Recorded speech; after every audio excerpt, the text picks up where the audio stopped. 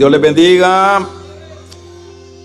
Abramos la Biblia, hermanos. Bienvenidos esta mañana. Capítulo número 16 del primer libro de Reyes. Vamos a leer algunos versículos entresacados. Pero primero leemos capítulo número 17 del primer libro de Reyes, verso 29. Comenzó a reinar Acab, hijo de Omri, sobre Israel el año 38 de Asa, rey de Judá. Y reinó Acab, hijo de Omri, sobre Israel en Samaria 22 años. Y Acab, hijo de Omri, hizo lo malo ante los ojos de Jehová, más que todos los que reinaron antes que él, porque le fue ligera cosa andar en los pecados de Jeroboam, hijo de Nabat, y tomó por mujer a Jezabel, hija de Esbaal, rey de los Sidonios, y fue y sirvió a Baal y le adoró, e hizo altar a Baal en el templo de Baal que edificó en Samaria. Hizo también Acab una imagen de acera, haciendo así Acab más que todos los reyes de Israel que reinaron antes de él, para provocar a ira a Jehová, Dios de Israel.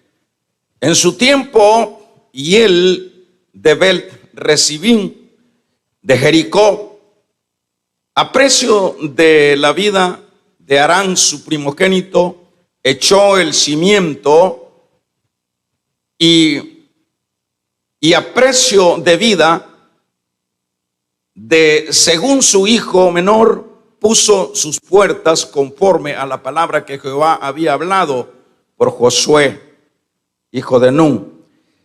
Vamos a leer todavía, vamos a hacerlo capítulo 18 más el siguiente, verso 20. Entonces Acab convocó a todos los hijos de Israel y los profetas en el monte Carmelo, y acercándose Elías a todo el pueblo, dijo: ¿hasta cuándo claudicaréis vosotros entre dos pensamientos? Si Jehová es Dios, seguidle, y si Baal, id en pos de él. Y el pueblo no respondió palabra. Verso 38. Entonces cayó fuego de Jehová y consumió el holocausto, la leña y las piedras y el polvo, y aún lamió el agua hasta las zanjas. Viéndolo todo el pueblo, se postraron y dijeron: Jehová es Dios, Jehová es Dios. Vamos a orar. Padre, te damos gracias. Te pedimos que nos traiga, Dios, en esta mañana tu palabra, tu dirección a través de tu Santo Espíritu. La recibimos, la tomamos. Gracias, Dios. Amén. Vamos a tomar nuestros lugares.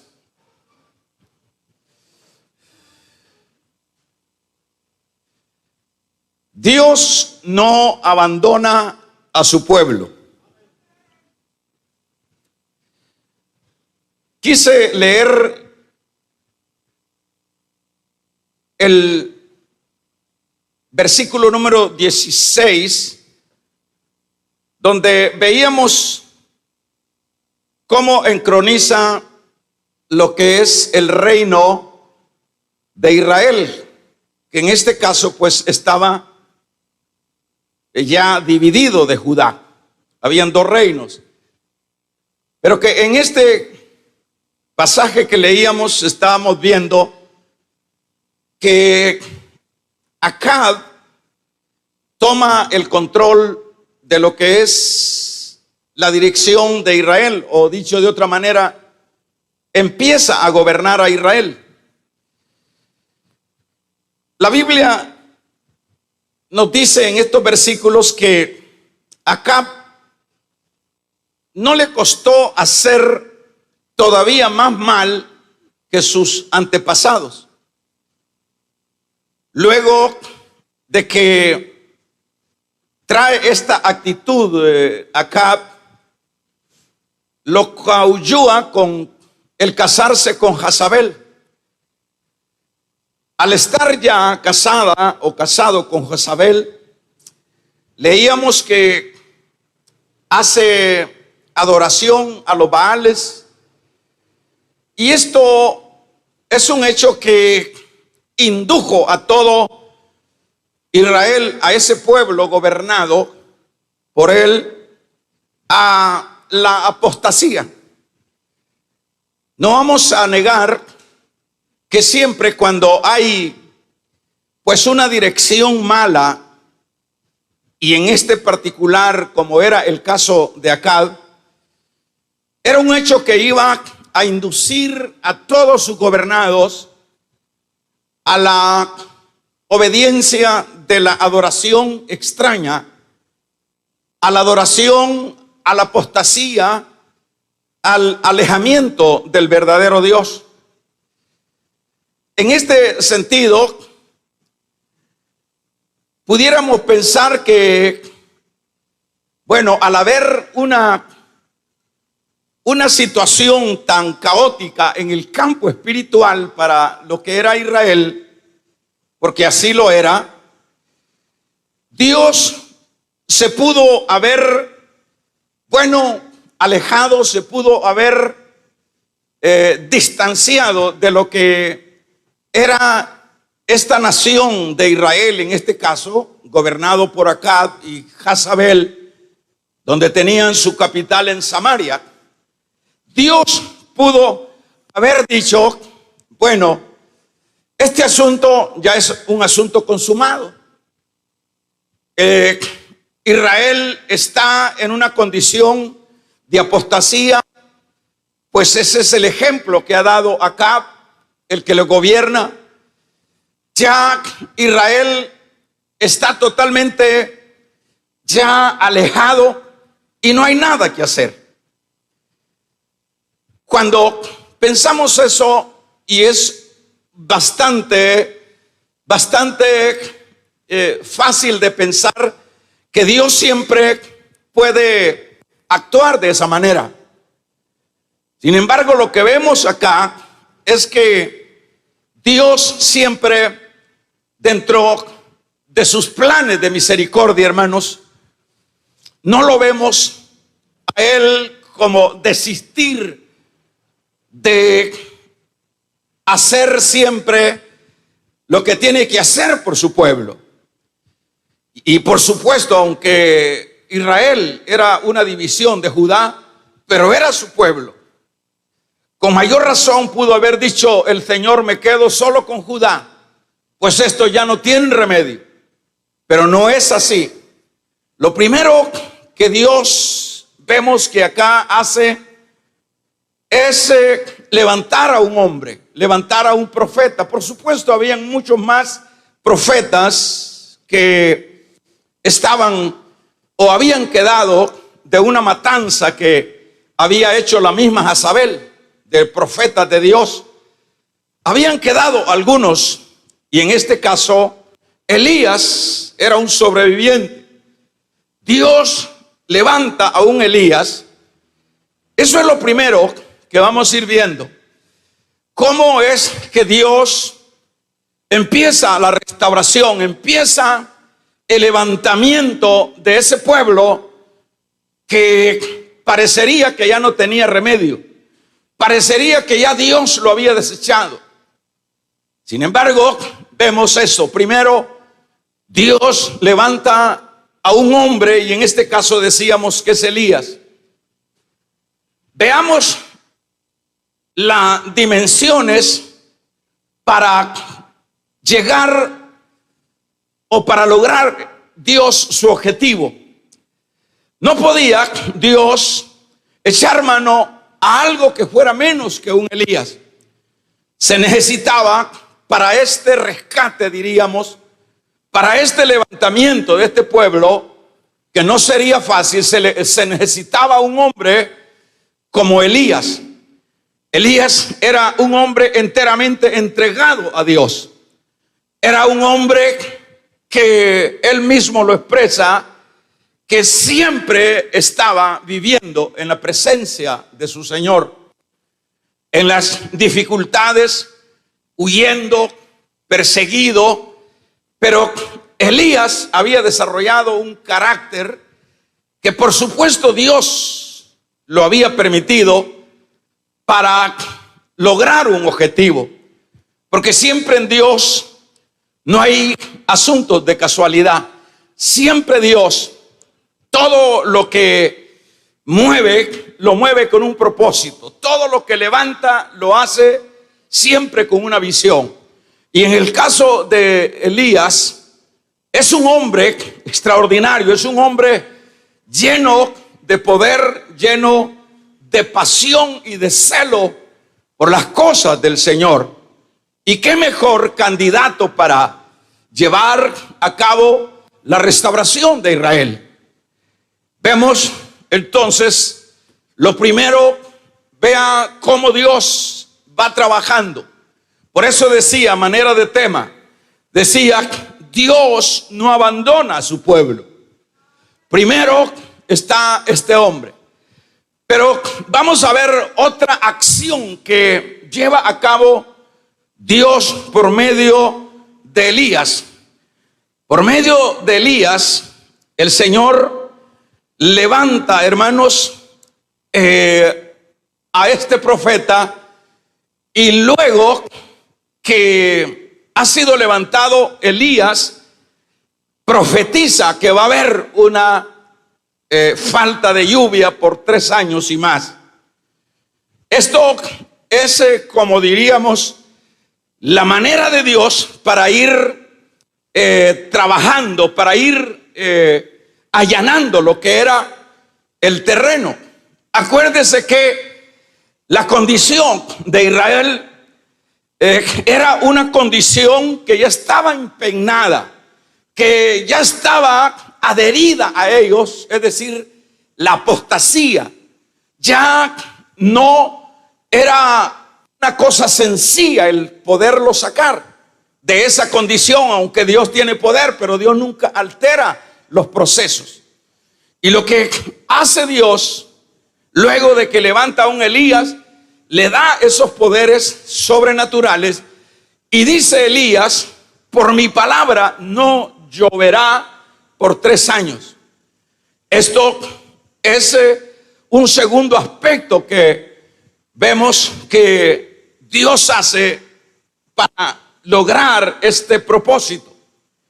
Y esto fue lo que fue dándose, y por el transcurso de los 3 años, hermanos, bueno, empezó a escasear todo, empezó a faltar el agua, a faltar el zacate, la comida. Y claro que esto traería, pues movería los cimientos del reino de Israel, o de Acab y Jezabel. Y eso es realmente, como diríamos, una preparación del terreno. Dios obrando, Dios trabajando en aras de lograr o de alcanzar un objetivo, por decirlo de esta manera. De ahí vemos que a los 3 años, cerca de los 3 años, el agua era escasísima, la comida era escasa, y empezó a moverse el reino. Empezó Acab a buscar zacate, a buscar agua, y sucesivamente. Y dentro de esa búsqueda, para simplificar lo que es esta parte de esta manifestación de Elías, Acab se encuentra con Elías y le dice Elías que hay que hacer algo si él quiere revertir estas cosas. Le señala a Elías todo lo malo que ha hecho con Israel y le dice que sus profetas son falsos. Le dice todo lo que leemos ahí, y aparte de eso le dice Elías a Acab que convoque al pueblo. Vamos llegando. Cuando le está diciendo que convoque al pueblo, esto es lo que veíamos nosotros acá, y luego convocaron al pueblo. El rey dio la orden que se convocaran todos en el Monte Carmelo. Y es ahí sin duda donde miles o millones de personas se dieron cita a ese lugar. Y ahí vemos nosotros lo que fue el reto que les hace Elías. Pero todo es en aras de lograr un objetivo. Le dice, ¿hasta cuándo? Le dice Elías al pueblo ya reunido, claudicaréis entre dos pensamientos. Es decir, que el pueblo estaba asfixiado, el pueblo estaba mal, el pueblo estaba alejado. ¿Hasta cuándo? Porque estaban adorando ya a los dioses Baales que adoraba el rey Acab. Pero Elías le dice, ¿hasta cuándo? ¿Hasta cuándo claudicaréis en dos pensamientos? Si Jehová es Dios, seguidle, y si Baal, haz lo mismo. Pero luego de eso, el reto de Elías es el sacrificio que propone. Le permitieron el sacrificio, y luego que, hermanos, a los profetas mentirosos no le funcionó lo que fue esa parte. Pero luego que oró Elías a su Dios, la Biblia nos dice que entonces cayó fuego del cielo, verso 38 del 18, y de Jehová dice, y consumió el holocausto, la leña y las piedras y el polvo, y aún lamió el agua que estaba en la zanja. Viendo todo esto, el pueblo es el objetivo. Dice, se postraron y dijeron, Jehová es Dios, Jehová es Dios. Dicho de otra manera, hermanos, ha vuelto el corazón de Israel al verdadero Dios. Pero lo que queremos destacar es, vea todo el trabajo de Dios. En primer lugar, aun cuando ya Dios pudo haber dicho, ya no hay nada que hacer con este pueblo, pues ellos decidieron seguir las apostasías de Acab y no seguir al verdadero Dios. No hay nada que hacer. Pero ahí lo vemos trabajando, ahí lo vemos levantando a un hombre, ahí vemos que genera una sequía. Mire todo lo que hace Dios en aras de que su pueblo vuelva, en aras de que su pueblo entienda que no hay otro que pueda ser igual a Dios, que el único que tiene el poder es Dios. A quien hay que seguir siempre es a Dios. Y eso es lo que al final vemos acá que se logra. Cuando dice que el pueblo vio el respaldo del verdadero Dios, porque los falsos profetas clamaron a sus dioses, pero no funcionaron sus dioses. No así el Dios de Elías, que era el Dios de Israel, a quien ellos habían dejado. Pero cayó fuego del cielo, y luego el pueblo cayó de rodillas y dijeron, Jehová es Dios, Jehová es Dios. Es importante, hermanos, ver siempre el amor de Dios, ver siempre cómo Dios se esmera. No importa la condición, no importa hasta dónde se pueda haber llegado, siempre, hermanos, en las direcciones opuestas. No importa qué es, hasta dónde hayamos sucumbido dentro de la vida. Puede que hayamos hecho quizás cosas peores, si es el caso. Pero en este pasaje lo que vemos y lo que tenemos que aplicar es un mensaje para nosotros. Nosotros no somos la excepción.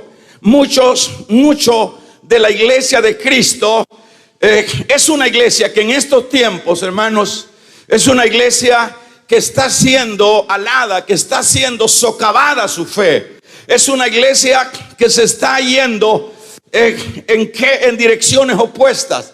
Es una iglesia que ha adoptado a dioses que no son dioses.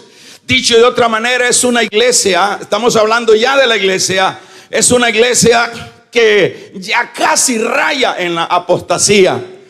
Cuando vemos nosotros que las prioridades puede ser lo externo, cuando vemos nosotros la frivolidad dentro de la iglesia de Cristo, cuando vemos que la iglesia de Cristo está más enfocada en los aspectos, hermanos, seculares, lo que estamos viendo ahí es una iglesia que ha perdido el enfoque. Es una iglesia como lo fue el caso de, hermanos, del tiempo de Acab, del tiempo de Israel gobernado por Acab.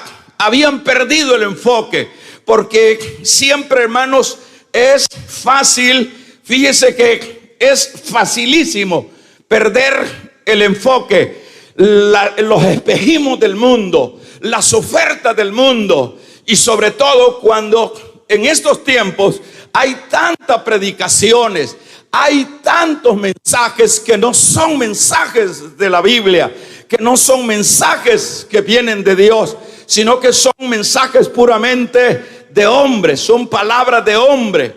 Con facilidad la iglesia opta por cualquier palabra, por cualquier mensaje. Dice, ese que está predicando es un doctor en divinidades. Ese que está predicando tiene poder para hacer cosas extraordinarias. Y la iglesia con facilidad puede irse, hermanos, tras de los espejismos del mundo. Puede entrar en actitudes totalmente alejadas de Dios. Nosotros oímos de la iglesia en estos días, oímos que ama a Dios, que Dios es el todo para ellos, pero en los hechos nosotros estamos viendo que es lo contrario.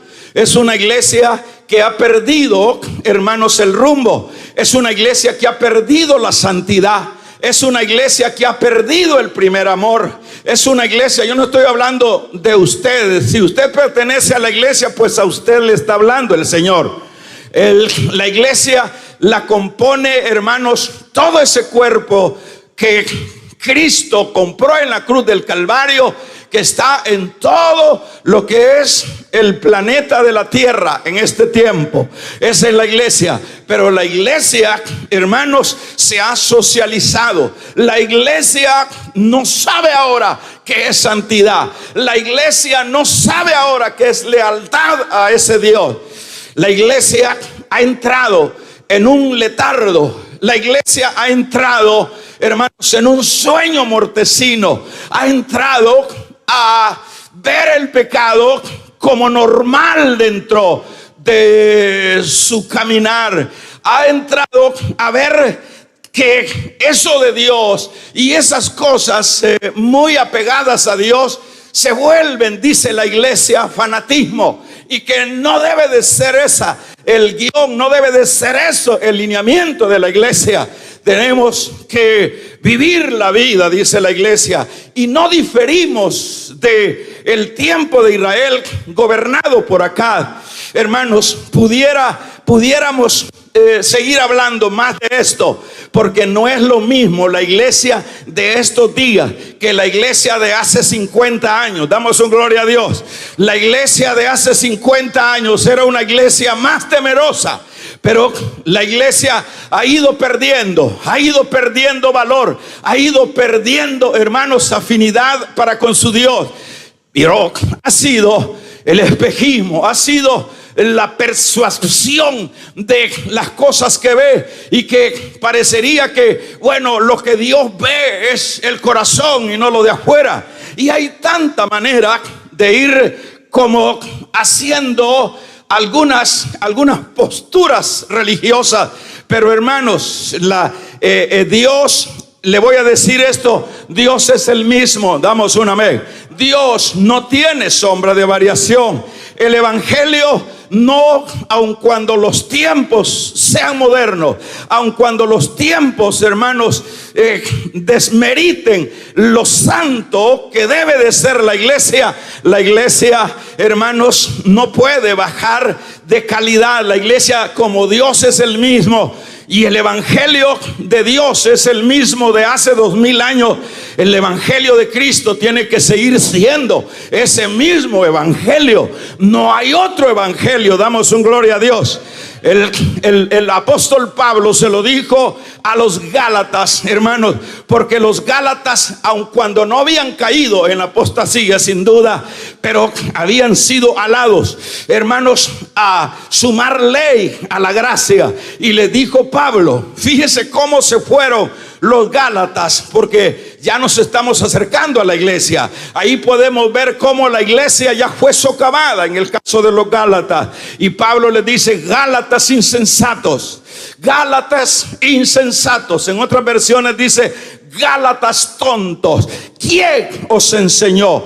¿Quién os fascinó para seguir otro evangelio? No hay evangelio moderno, no hay evangelio social. Hermanos, el único evangelio que hay es el evangelio de la santidad, señores. El único evangelio que hay es el evangelio de la cruz. No hay evangelio que no debe de llevar la cruz de Cristo. Alabado y bendecido sea el nombre del Señor.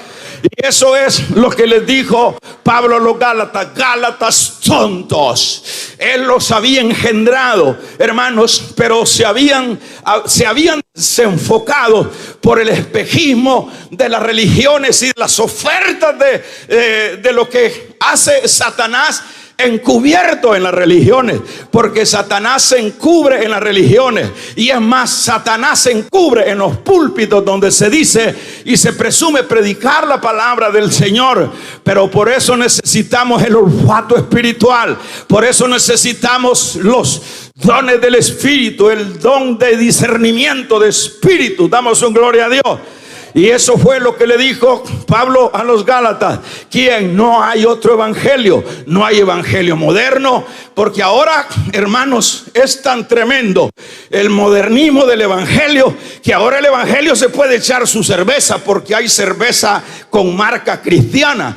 Hay, hermanos, hay cerveza, hay guaro con marca cristiano. Y ese sí se puede tomar, porque hay, hermanos, hay delincuentes que son cristianos. Vamos a regalarle ofrenda de palmas al Dios de la gloria. Ese es el evangelio moderno.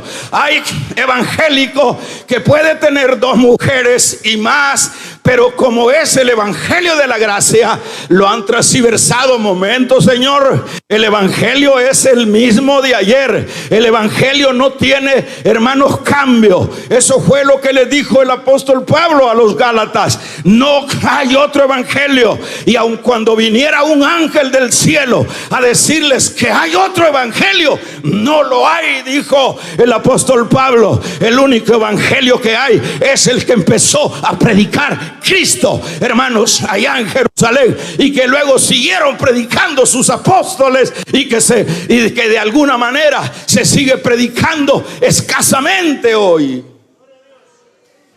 Ese es el evangelio. Pero la iglesia, en términos generales, es una iglesia que da lástima, una iglesia llena de materialismo, una iglesia llena de personas dentro de la iglesia llenas de pecado, que se van. Hay personas que se van a revolcar en el adulterio y todavía, hermanos, están presumiendo de que son, y no estamos cuestionando que no lo sea, porque ¿qué sería lo que estaría haciendo el pueblo de Israel en el tiempo de Acab? Hermanos, orgías, hermanos, apostasía, adoración a lo que no era Dios. Pero eso no indicaba que no era el pueblo del Señor, era el pueblo del Señor. Y si muchos dentro de la iglesia estamos, hermanos, haciendo lo incorrecto, pecando deliberadamente, sin temor, tampoco queremos cuestionar que usted no sea de Dios. tampoco, porque ahí lo vemos en el ejemplo. Pero lo que en esta mañana Dios quiere enseñarlo, damos un gloria a Dios, que Dios siempre ama a su pueblo. Vamos a regalarle ofrenda de palmas al Dios de la gloria. Dios siempre ama a su pueblo. ¿Y de qué manera vemos ese amor de Dios? Aquí lo vemos en esto que leíamos y en esto que he estado explicando. Ahí vemos cómo Dios pudo haber dicho, ya no. Pero no se quedó ahí. Empezó a trabajar. Primero levanta a un hombre. Y del calibre de Elías. Segundo, tiene que cerrar el cielo para que no llueva. Mire todo lo que hace Dios en aras de rescatar a su pueblo. En este caso, hermanos, la historia se repite. Yo no dudo en que esto es aplicable, por supuesto, a nosotros, porque dentro del contexto de la iglesia hay mucho que desear. No es lo que Dios, hermanos, desea de su iglesia. Las cosas andan mal, pero se repite la historia. Aquí vemos a Dios, damos un gloria al Señor. Aquí vemos a Dios en estos tiempos, hermanos, en estos tiempos difíciles, en estos tiempos, hermanos, que sin duda son los tiempos del final. Vemos que aun cuando Elías pensó que solo él era el profeta de Dios, el Señor le dijo, no, Elías, todavía, porque siempre hay un remanente fiel. Damos un amén. Vamos a regalarle ofrenda de palmas al Dios de la gloria. Siempre, hermano, aun cuando Elías decía que solo él había quedado, hermanos, el Señor le dijo, no, Elías, no, hay 7,000 hombres que todavía no se han doblegado al paganismo de este rey o de este pueblo. Todavía siempre Dios tiene, hermanos, esas piezas preciosas. Damos un gloria a Dios. No hay duda que aunque parece que todo está leudado, sigue dándose, hermanos, esa realidad. Dios, todavía hay personas, todavía hay pastores que pueden con solvencia predicar la santa palabra del Señor. Vamos a regalarle ofrenda de palmas al Dios de la gloria. Todavía hay pastores que, hermanos, que honran a Dios, y esos son los elementos que Dios está usando en estos tiempos finales para rescatar a la iglesia de la apostasía, de la frivolidad, del pecado en el cual ha caído.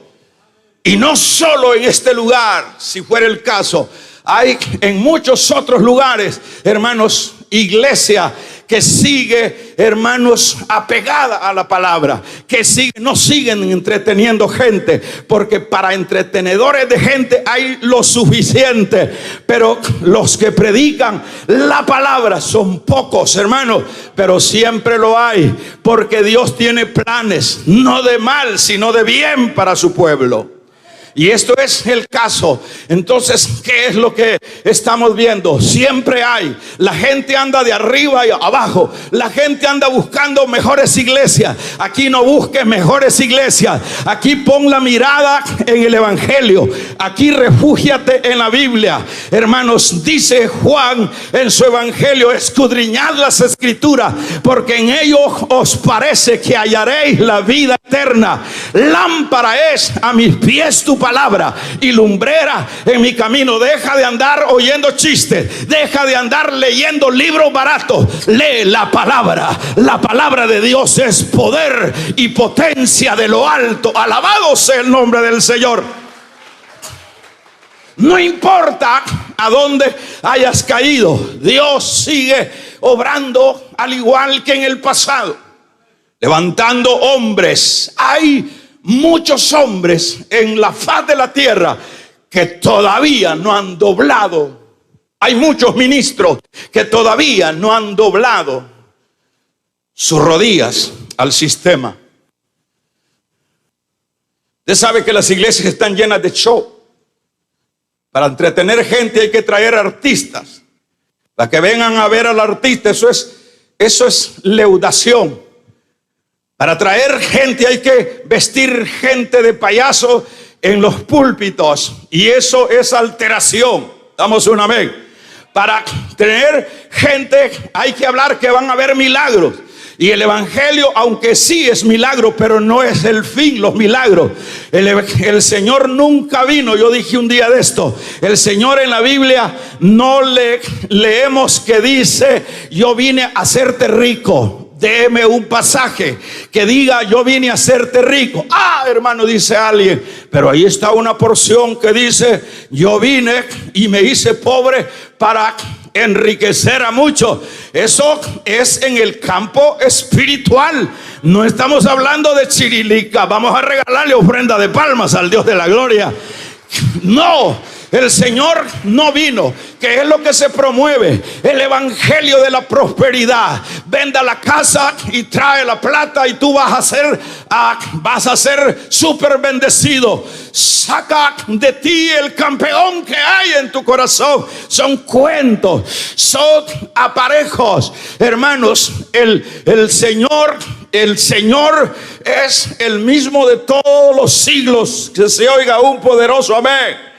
Entonces, en este caso, el Señor no vino para hacerme millonario a mí. No es ese el propósito del evangelio. El Señor vino para salvarme a mí, para salvarte a ti. Porque lo que le interesa a Dios es que no te vayas para el infierno, que no me vaya yo para el infierno. Por eso vino a buscar y a salvar. Vamos a regalarle ofrenda de palmas al Dios de la gloria.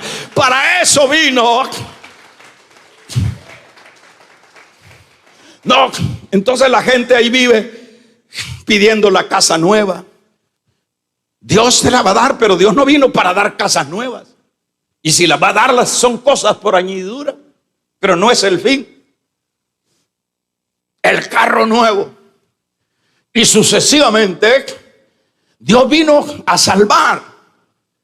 Y cuando ese pueblo se le ha pervertido, como es en el caso de Israel, y por qué no decirlo, hermanos, la iglesia en este tiempo, en una condición paupérrima, en el campo espiritual, Dios levanta. Damos un amén.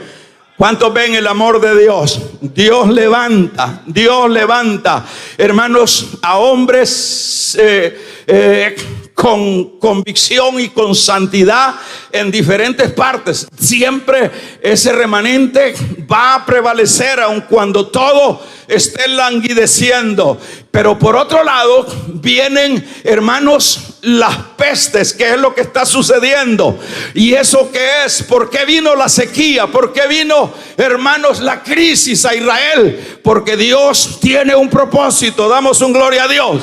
¿Y cuál es el propósito del Señor? Bueno, hermanos, si no entiendes por la palabra, vas a entender por los eventos naturales, vas a entender por los juicios que están cayendo. Y eso no debemos nosotros de perderlo de vista. Yo diría, por ejemplo, no me voy a arriesgar a decir que levante la mano todos los cristianos que están acá. Probablemente todos lo sean, pero con conductas muy malas delante del Señor. Pero lo bueno es que sos parte del pueblo. Y yo digo que si no fueras parte del pueblo de Dios, no estuvieras aquí, estuvieras chupando allá, estuvieras allá en otras actividades y no te hubieras dado la tarea de venir a un culto. Eso indica que sin duda eres pueblo de Dios, pero que no estás en las condiciones que Dios demanda de su pueblo. Pero es ahí donde entonces viene esa palabra. Y luego vienen, hermanos, los eventos, las dificultades, que en este caso fue lo que generó el movimiento, que como Acab y Jezabel se hubiese movido si no hubiese habido una sequía. Como ese imperio del mal, que en este caso se había plantado en Israel, se hubiese podido, hermanos, mover de una manera voluntaria. No es voluntario. La Biblia, aquí vemos nosotros que Dios usa métodos en aras de lograr su objetivo. Y en este caso, mire lo que hace Dios.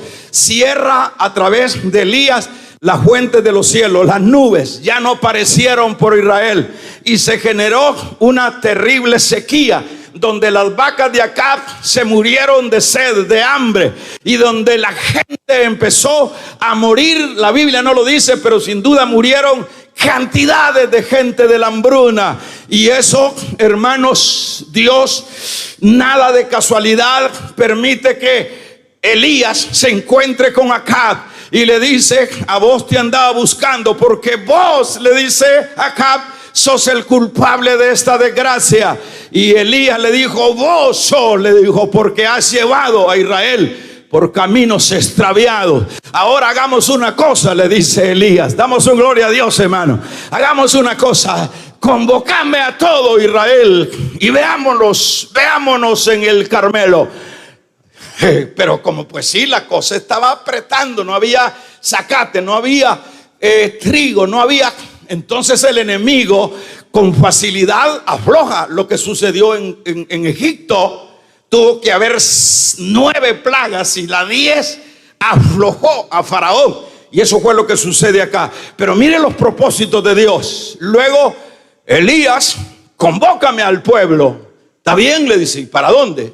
Es como decir, como se dice que para negociar algo se necesitan que los dos sean fuertes. En este caso, Elías era fuerte, tenía poder en esa palabra. Y Elías podía decir: sigan otros 3 años y se termina de morir todo Israel con la vieja Jezabel y Acab. Damos una vez.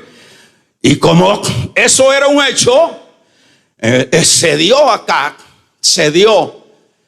a través del problema, a través de la angustia. Y eso es lo que esto hay que asociarlo. ¿No será que Dios tendrá que apretarte? ¿No será que Dios te tendrá que arrinconar? Damos un gloria a Dios. ¿No será que lo que está sucediendo en el mundo es para que la iglesia, damos un gloria a Dios, hermano, es para que la iglesia, hermanos, reaccione, que se levante, que la iglesia sepa que su esperanza no está, hermanos, en la vacuna, no está en la ciencia, que su esperanza no está en el político, que su esperanza debe de radicar en Dios, porque Él es el Todopoderoso. Debe de saber la iglesia. Entonces yo finalizo, yo asocio, hermanos, yo no sé cuáles son, por dónde es que te está cayendo. No en términos, bueno, en términos generales, ¿qué es lo que estamos viendo? Si hablamos de esta pandemia, bueno, a donde se cree que ya se superó la situación, nada de eso. La situación sigue empeorando. Las cosas no terminaron. Pero hay un trasfondo en eso. Dios quiere que su iglesia reaccione. Dios, y lo que decía a manera de tema, hermanos, Dios no abandona a su pueblo. ¿Acaso no es precioso ver a este Dios haciendo todo, hermanos, para rescatar a ese pueblo que se ha ido por el camino incorrecto? ¿Acaso no es maravilloso ver a este Dios que aun cuando han pasado los siglos, sigue Él, hermanos, trabajando, en este caso con su iglesia, sigue reconviniendo a su iglesia, sigue, hermanos, buscando una u otra forma para hacer reaccionar a su iglesia? Fue, hermanos, fíjense que el pueblo de Israel estaba tan reacio que cuando le dijo el profeta Elías, le dijo: ¿hasta cuándo claudicaréis entre dos pensamientos? Si Jehová es Dios, seguile. Y si Baal es Dios, también seguile. Y usted lee ahí que no dijeron nada. Estaban tan enredados con el sistema de Acab que dijeron, no, como quien dice, no nos convence que nos digas eso, que solo son palabras. No vamos a dejar nuestro estilo de evangelio porque solo estás predicando. No. Dicho de otra manera, cuando dice ellos no hablaron ni dijeron nada, cuando los confronta Elías y le dice, ¿hasta cuándo ustedes van a claudicar entre dos pensamientos? Decía que tenían dos caminos, y en este asunto Dios no puede compartir su gloria con nadie. Amén. Entonces, en este caso, pero ¿dónde es donde ellos reaccionan? Damos un amén. ¿Dónde es donde ellos reaccionan? Cuando ellos reaccionan es específicamente, hermanos, cuando vino lo que es y dijo, vino lo que es el milagro, como la corroboración de Dios. Mire todo lo que hace Dios, solo por rescatar a su pueblo que está perdido. Es su pueblo, pero que está, hermanos, leudado. Es su pueblo, pero que ese pueblo está mal. Y en esa condición, ese pueblo va a ir a parar a donde usted ya sabe que dice la Biblia. Pero ahí está Dios. Ahora, ¿qué es lo que hace Dios últimamente? Para, hermanos, para arrancar lo que era el sistema de apostasía en el corazón, tiene que hacer el milagro. ¿Cuál milagro? Dice el verso 38 del 18. Entonces cayó fuego de Jehová y consumió el holocausto, la leña, las piedras y el polvo, y aún lamió el agua que estaba en la zanja. ¿Y qué más dice el verso 39? Volviendo todo el pueblo, ¿qué dice? Se postraron y dijeron, Jehová es Dios, Jehová es Dios. Es decir, ¿hasta dónde llega Dios? A hacer milagros. Bueno, levanta un hombre, luego deja que no caiga lluvia, luego tiene que hacer un milagro que consume el fuego, el holocausto de Elías. Hasta entonces este pueblo dice, cae de rodillas y dice, Jehová es Dios. Imagínense hasta la dureza que se llega.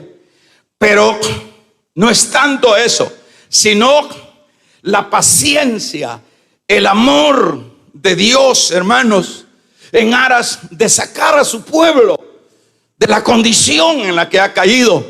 Hoy el Señor sigue haciendo lo mismo. El Señor sigue trabajando. ¿Y sabe por qué sigue el Señor trabajando, empeñado, dando prisa para que su pueblo, hermanos, regrese a la fe verdadera? ¿Sabe cuál es? ¿Sabe por qué es? Uno es porque solo Dios es el que puede bendecir a su pueblo. Damos un amén. Vamos a regalarle ofrenda de palmas al Dios de la gloria. Solo Dios es el que puede bendecir a su pueblo. Él sabe que solo Él puede bendecir. El diablo, se dice mucho por ahí, que mal le paga a quien bien le sirve. Él sabía que ese era su pueblo y que ese pueblo estaba en apostasía y que ese pueblo estaba endurecido y que ese pueblo iba mal y que iba a ir a parar en las condiciones peores. Pero ahí lo vemos trabajar. ¿Por qué lo reconviene con todo esto que se manifiesta? Porque Él sabe que es el único que tiene amor por su pueblo. O sea, nosotros debemos de saber que, hermanos, nadie más puede amarnos más que Dios. Nadie puede amarnos más que Dios. Nadie tiene el amor que puede dar a alguien ¿Qué es el amor de Dios? Nadie se puede comparar con ese amor. ¿Qué es entonces lo que Dios quiere? Bendecirnos, traernos, que es precisamente lo que sucedió con el pródigo. El pródigo estaba, hermanos, en la posilga. Nadie podía bendecirlo, pero fue el mismo Dios, damos un amén, el que dice y puso un sentir en el muchacho que podría ser la figura misma de la iglesia que se ha desviado, de la iglesia que ha dejado la casa del Padre. Vamos a regalarle ofrenda de palmas al Dios de la gloria. Es decir, que vemos ahí esa figura. Allí vemos la figura del pródigo. Dice, y sintió, porque nadie siente. Nadie, solo Dios es el que, es como el Padre, que es el que está cuidando, el que está pensando en sus hijos siempre. Dice, me levantaré, iré a mi padre, al que había dejado, el que había abandonado. ¿Y por qué lo había abandonado? Por los espejismos del mundo, por las ofertas del mundo. Y eso es lo que sucede con la iglesia. ¿Por qué dejamos de serle fiel a Dios? ¿Por qué dejamos de congregarnos? ¿Por qué dejamos de servir? Porque nos interesa más, porque somos alados y somos encantados por el sistema del mundo. El mundo nos ofrece un montón de cosas y nos arregla los asuntos y los creemos.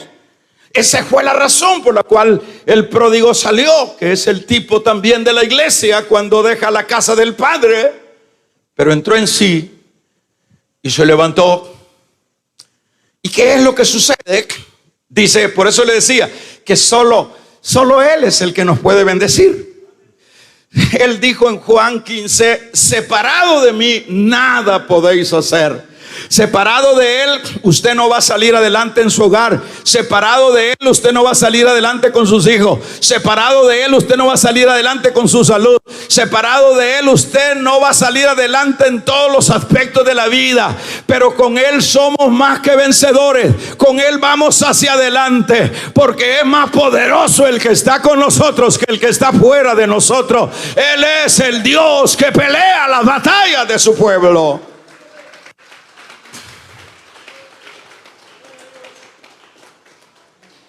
Amén. Entonces ahí vemos, llega, ¿qué es lo que hace? Primero lo abraza. Y luego de llenarlo de besos, luego dice, traigan calzado, daba descalzo. Traigan vestido, andaba desnudo. En el sentido espiritual. Traigan anillo, había perdido la dignidad, porque anillo es sinónimo de dignidad.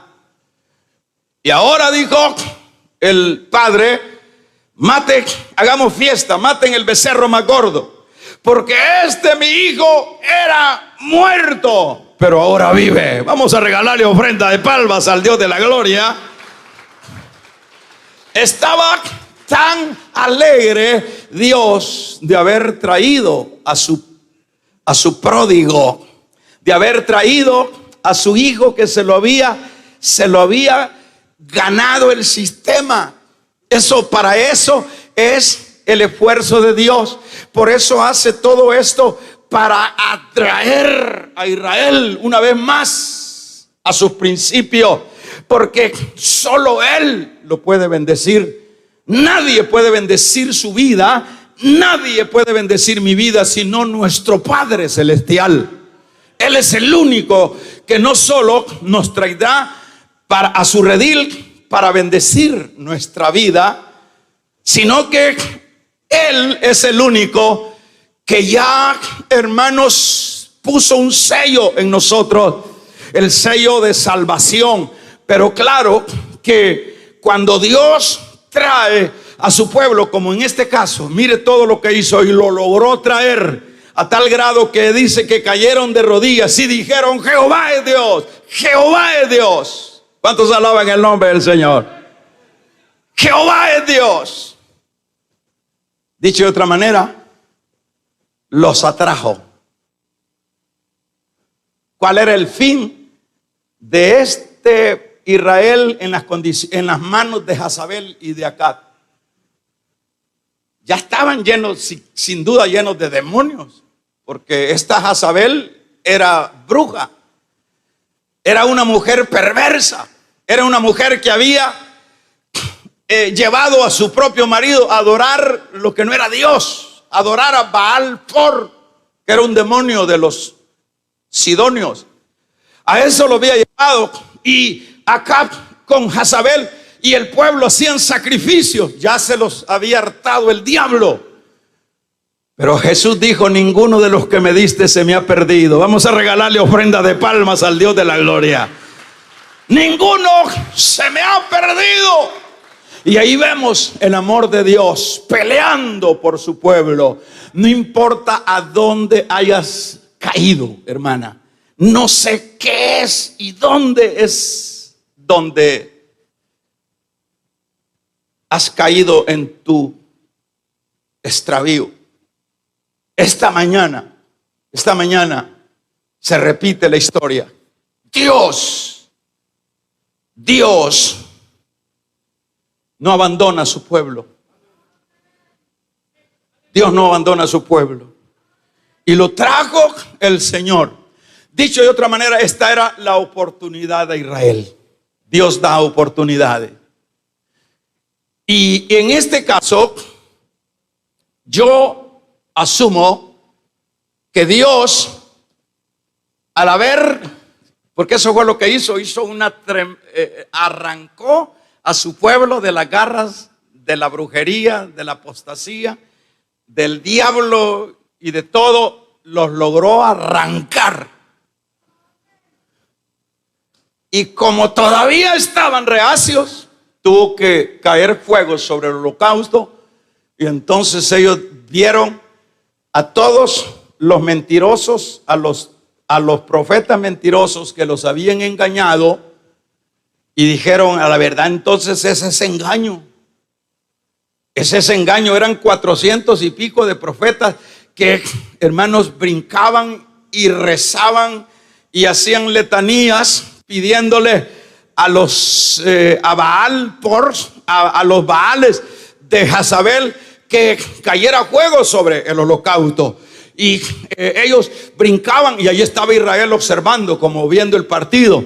Vamos a ver, estaban tan adheridos ya al mal, al pecado, a la apostasía, que no estaba fácil. Pero Dios no desiste. Y cuando no funcionaba, venían y se jajaban, se rayaban con los cuchillos para sacar sangre. Y le decía: ¿por qué, Baal, no respondes? Y volteaban a ver por allá. Estaba Elías observando el panorama. Elías estaba observando, y también el pueblo lo estaba observando. Y luego se levanta. Pero ahí está el pueblo entre dos pensamientos. No, yo sigo con Jezabel. Yo sigo. No, aquí esto no se ve claro. No. Yo no está fácil que vuelva otra vez. No está fácil. Entonces ahí está Dios. Entonces se levanta Elías. Bueno, digo, ya no funcionó esto. Y por supuesto ahí tiene toda la audiencia de Israel. Damos un amén. Ya no funcionó esto, dijo Elías. Ahora échenmele agua a la leña, al sacrificio. Llénenme las zanjas de agua. Llénenla, porque vamos a ver quién es Dios. Y Elías luego dijo, y vio los ojos hacia el cielo, dijo: Jehová, si tú eres Dios, que caiga fuego. Vamos a regalarle ofrenda de palmas al Dios de la gloria. Caiga fuego sobre el holocausto. Y luego vino el fuego de Jehová, consumió el holocausto, hermanos, lamió las piedras y el agua fue fulminada. Y luego, ¡pum! Jehová es Dios. Jehová es Dios. Estábamos engañados. Jehová es Dios. Fuertes esas palmas al Dios de la gloria. Dios no abandona a su pueblo. Lo atrajo. Y eso es lo que está haciendo con la iglesia, que no está muerta. La iglesia está dormida. Dios está moviendo el piso de este mundo y está trayendo a la iglesia. Porque, ¿por qué la trae? Porque solo Él la puede bendecir. Y cuando Dios nos da esta oportunidad de atraernos, como fue el caso de Israel y en el caso de la iglesia, hermanos, se repite la historia de la mujer que aparece allá en Juan. Porque pudiera ser que uno dice, bueno, si Dios, de veras que eso que se ha dicho ahorita es cierto, qué amor el de Dios. Qué amor el de Dios, decimos de veras.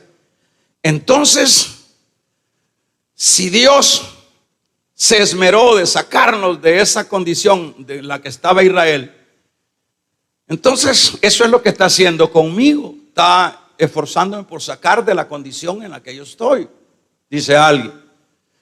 Entonces, da la idea, bueno, como Dios siempre, como decíamos, como Dios siempre no abandona a su pueblo, bueno, ahí está la prueba. Yo voy a seguir pecando. Porque Él no me va a abandonar, aunque siga pecando. No. Dios, cuando nos busca y nos rescata, no es para que sigamos pecando. Es una oportunidad más que Él nos da, que Él nos brinda en su misericordia. Y eso es lo que quería decir con respecto a la mujer. No te condenaron, no, ni yo te condeno. ¿Y qué más le dijo? Diga usted, vete. Pero deja de seguir de compadre del mundo. Deja de jugar con el evangelio. Esta es una oportunidad que yo te doy, estaría diciendo el Señor esta mañana. Pero dejemos de manosear el evangelio.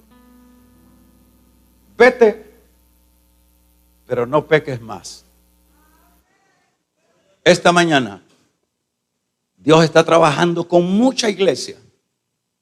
Está haciendo todo el esfuerzo por sacarla de ese camino extraño por la cual la iglesia camina, para traerla a Él, porque solo Él puede bendecirla, pero también para decirle, guárdate, ya no sigas, ya no te dejes engañar, ya no te dejes seducir, porque yo soy tu esposo, yo soy tu marido, le dijo el Señor a Israel. Israel, yo soy tu esposo, yo soy tu marido. Esta mañana, tú sabes por dónde has andado, tú sabes lo que has estado haciendo, lo alejado que has estado, pero Dios te ha traído. Dios te está hablando a través de este medio para que veas su amor y para que aproveches a partir de ahora no separarte nunca más de Él, vivir para Él, honrarlo a Él, porque Él es el único que nos ama. Cierra tus ojos, con tus ojos cerrados.